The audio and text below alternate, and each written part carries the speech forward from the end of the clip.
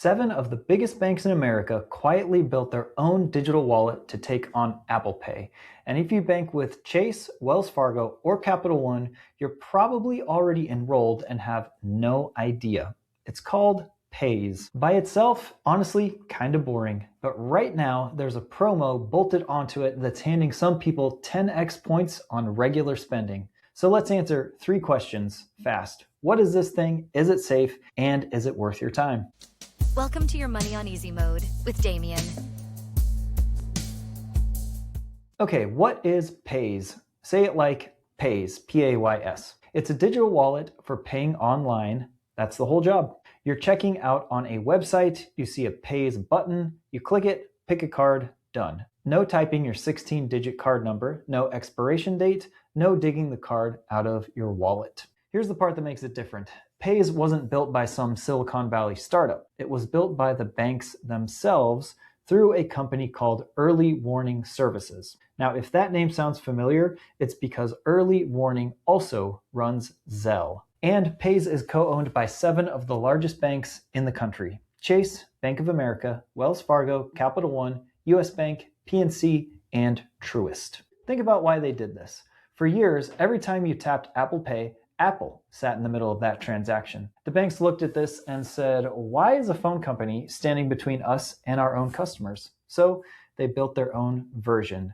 Paze is the bank's answer to Apple Pay and Google Pay. So 2 things to file away. 1, Paze is online only. There's no tapping your phone at the coffee shop. It only lives on website checkouts. And 2, there is no app to download and you didn't sign up. If your bank offers it, your eligible cards got auto-linked, and you have to opt out if you don't want it. Convenient for some, a little creepy for others. The takeaway, Paze is just a faster checkout button owned by your bank instead of a tech company. Now, is Paze safe? That is the question everybody actually wants answered, so let's get into it. Short version is yes, the technology is legitimately safe. And here's why. Paze uses something called tokenization. Let me translate. Tokenization means the merchant never sees your real card number.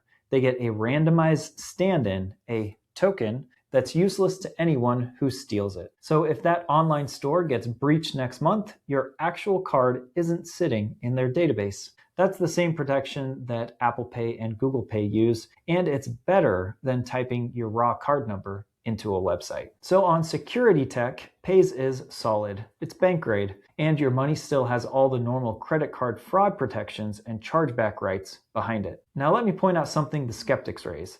The same company runs Zelle, and Zelle has a rough reputation for scams. But that is mostly because Zelle fires money instantly between people, and scammers love that. Paze doesn't do that. Paze pays stores, not strangers. You can't even send money to a person with it. So it doesn't carry the same scam risks as Zelle. Different tool, different job. The thing I'd actually flag isn't security, it's privacy. 7 giant banks now have a unified front row seat to your online shopping. It's nothing illegal, it's not shady. Just know the trade-off. Convenience usually means someone's collecting a little more data on you. So the takeaway is Paze is safe to use, your card number is protected. Just go into it clear-eyed about who's watching the checkout. By itself, is Paze even worth it? Safe and worth it are 2 different questions. Something can be totally safe and still be a waste of your time.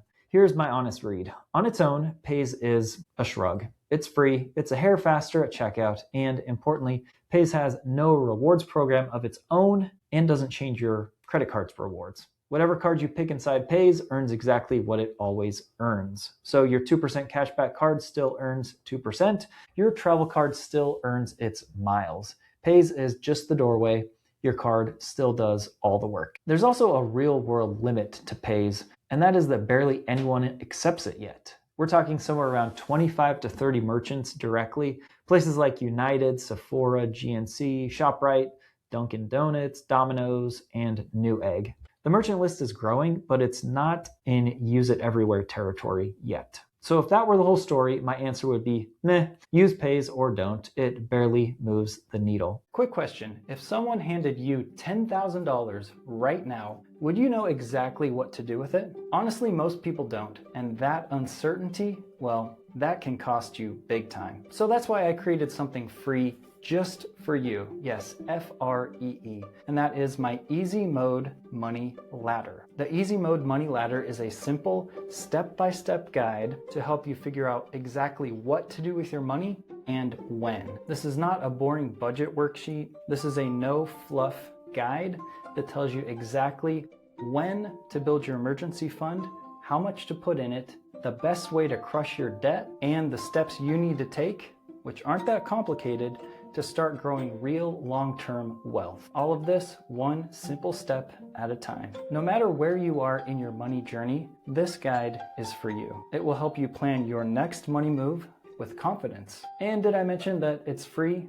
Yep, totally free and will always be free. If you want this guide, and I think you should, then go to my show notes and click on the link to my Stan store. That's simply my internet storefront where I give away this guide for free. Download it, follow it, and let's put your money on easy mode. Now, back to the show. But let's talk about the bonus, because this is where it gets interesting. Here is the part worth your attention. Chase is running a promotion. Pay with Paze at participating merchants and earn an extra 10 points per dollar, 10x, on top of whatever your card already earns. And this promotion runs through December 31st, 2026. So let's look at an example because 10x gets thrown around a lot.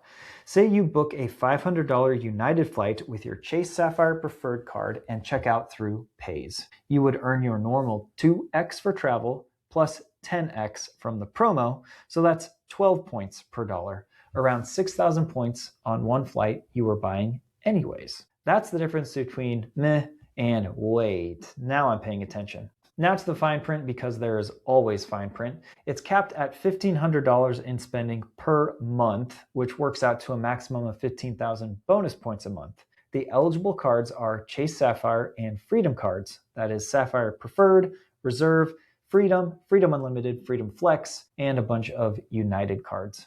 Co-branded and business cards are generally excluded. Authorized users do not qualify, and the bonus points can take up to 8 weeks to show up. One more layer for the points nerds, this can stack with a shopping portal. So if you earn through Chase's Shop and Earn or Rakuten, then pay with Paze, you're layering your portal points on top of the promo points on top of your card points. That's how people are pushing the effective rate up towards 15x on a single purchase. So the takeaway is the promo is the whole reason to even bother with Paze right now. So if you got an eligible Chase card, here's how to use this like a sharp person, not a sucker. Rule 1, don't spend just to chase these points. This only pays off on stuff you were already buying. A flight you needed, groceries at ShopRite, a gift card you were going to get anyways, dinner at Domino's. If the promotion tempts you into buying things you didn't need, the bank wins and you lose. Points are a rebate on planned spending. They should never be a reason to spend. Rule number 2 is pick your best card inside Paze before you check out. Since the 10x stacks on your card's normal earning, you want your strongest eligible card selected, so you're layering on those bonuses, not leaving them on the table. And rule number 3, respect the $1,500 a month cap and the merchant list. Steer your promos towards your biggest eligible purchases. A flight is going to blow past a coffee run for filling up to the cap efficiently. And check the merchant list because Paze still only works at a handful of stores. Now, rule number 4 is the advanced move. Stack with a portal when it's worth it. Click through Chase, Shop and Earn, or Rakuten first, then pay with Paze. Just don't let the stacking turn a 5-minute purchase into a 30-minute project for 50 cents. Stack when the numbers are big. Here's an analogy for you. This is like a grocery store running triple coupons for one weekend. Is it smart to show up? Absolutely. But you don't move closer to the store over it, and you don't buy stuff you'll never eat just because it earns points. So the takeaway is use it on planned spending with your best credit card towards the cap and stack only when the math makes it worth it. Paze is not going to change your financial life. It's not a secret hack. It's not a scam. And the points promo, while generally good, is a limited time deal on a small list of stores with a monthly cap. The people winning here are the folks who grab a good promo on spending that they do anyways, then get on with their day. So here is your 10-minute homework assignment.